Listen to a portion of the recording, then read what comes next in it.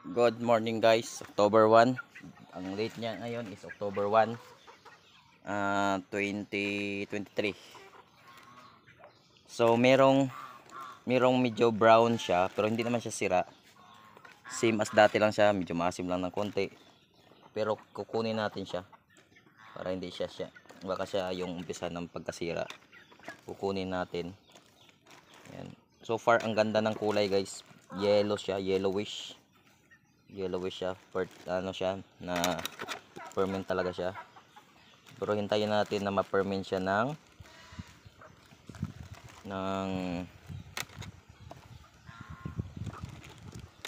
21 days, pang 8 days na ngayon pero kung next week okay naman tong kakalabasan niya, ano natin to, pakain natin to yung iba kasi may itim guys. Ay, hindi pa siya itim, brown lang siya. Siguro hindi siya na siya kasi yung sa top. Pero pag makikita nyo yellow yung yung iba, yung medyo itim-itim, kukunin na natin. Strip lang natin. Ayan. Para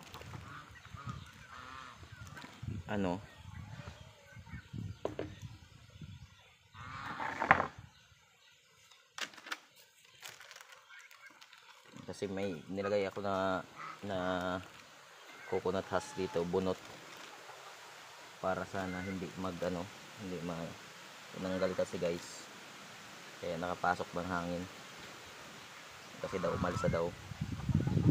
Dapat hindi kasi tatanggalin yun, lang, papatungan lang na mabigat para hindi mapasukan ng oxygen. Kasi guys, pag napasukan siya guys ng oxygen, wala na, nasisira siya. Ang ginawa ko, scrape ko lang yung sa top. So far guys, wala siyang amoy, wala siyang mabaho na something hindi kaya-aya. Kaya lang may brown siya sa taas. Hindi ko sa gusto. Pero sa ilalim niya guys, yan, makikita nyo guys, yellow siya. Yan, pailawan natin. Yan, yellow yan guys. Unlike nito, may pagka brown talaga siya, dark brown. Ito kasi yellowish. Yan, yung mga yung mga brown tinanggal natin guys. Tinanggal natin, ititira natin yung pang 8 days mamayang hapon ng fermentation. Pang 8 days. Yan. Tapos tatakpan natin ulit.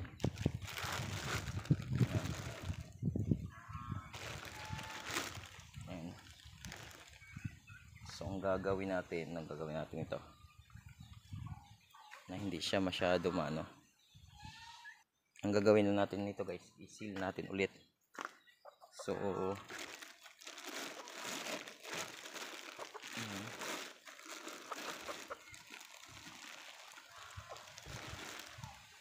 tapunin natin yung mga black o yung black brown, hindi siya black guys. Tapos try natin to pakain sa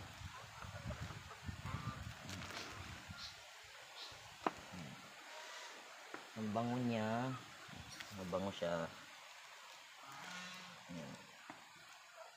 Then sara natin siya ulit. Guys,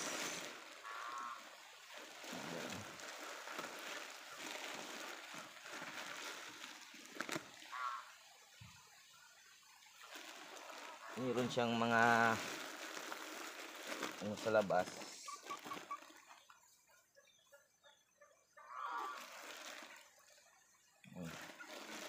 Kailangan matanggal natin guys yung hangin, kasi doon sa hangin magsisimula yung i-press lang natin.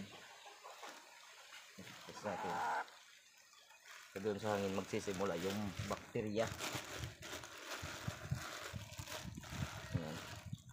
Kasi itatali natin guys. Itatali natin ng para hindi na siya pasukin ng hangin. May nilagay kasi ako na pampatong dito, tinanggal daw. Dapat hindi kasi yung tatanggalin. Tinanggal ni Tiny Store.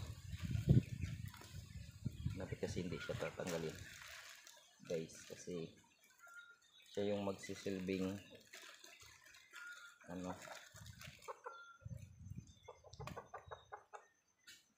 seal. Dapat papatungan lang siya.